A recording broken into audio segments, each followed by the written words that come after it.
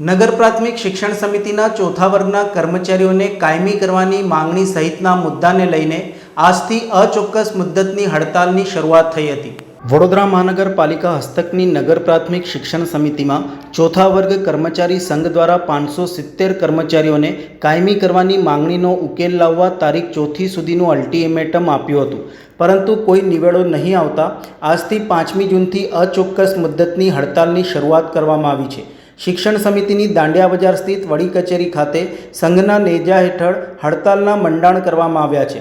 સંઘના પ્રમુખ નિલેશભાઈના જણાવ્યા મુજબ 1992માં 570 કર્મચારીઓ હતા, જેઓને કાયમી કરવામાં આવ્યા નથી। તેમણે કહ્યું હતું કે 570 કર્મચારીઓને હાલ કોર્ટમાં કેસ ચાલુ હોવા છતાં પણ સમિતિએ ચોથા વર્ગના 4 કર્મચારીઓ કે જેઓ પટાવાળા હતા તેઓને ડ્રાઈવર તરીકે ત્રીજા વર્ગમાં બઢતી આપી કાયમી કરી દીધા છે। એમાં પણ એક કર્મચારી નિવૃત્ત થતાં તેને પેન્શન મળવાનું ચાલુ થયું છે। કોર્ટમાં કેસ ચાલુ હોવા છતાં 4 કર્મચારીઓ કઈ રીતે કાયમી કરાયા તે મુદ્દે તેમણે આરટીઆઈમાં જવાબ માંગ્યો છે। આ મુદ્દે જે કોઈ જવાબદાર હશે તે સામે તેમને કાયદાકીય કાર્યવાહી કરવા ચીમકી આપી છે। હાલ માત્ર 105 કર્મચારીઓ કામ કરે છે, જે બધા 4-5 વર્ષમાં નિવૃત્ત થઈ જશે। અગાઉ જે સમાધાનની ફોર્મ્યુલા નક્કી કરી હતી તે મુજબ સંઘ કાયમી રાહે પગાર અને પેન્શન ઉપરાંત ચાલુ નોકરીએ જે કર્મચારીઓ અવસાન પામ્યા છે તેને આપવાપાત્ર લાભો આપવાની માંગણી કરે છે।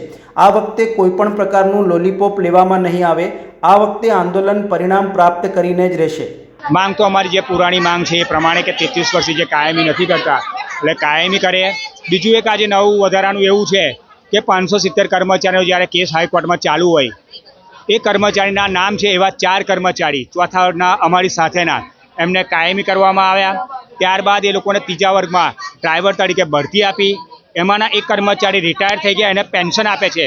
તો અમારી માંગણી એવું જ છે કે ભાઈ એ લોકોને જે રીતે કાયમ કર્યા, એ લોકોને જે રીતે પેન્શન આપ્યું એવી રીતે અમને પણ પેન્શન અને અમને પણ કાયમી કરે। આરટીઆઈ મેં માંગણી કરી છે। એ આરટીઆઈમાં જે કોઈ કસૂરવાર હશે અને અમને કાયમી નહીં કરે તો અમે કાયદેસરની કાર્યવાહી કરવાના છે। સાચી વાત છે, ત્રીજી વાર બેઠા છે। એક વખત અમે લોકોએ પૂર્વ મેયરના મૌખિકના કહેવાથી ઊભા થઈ ગયા।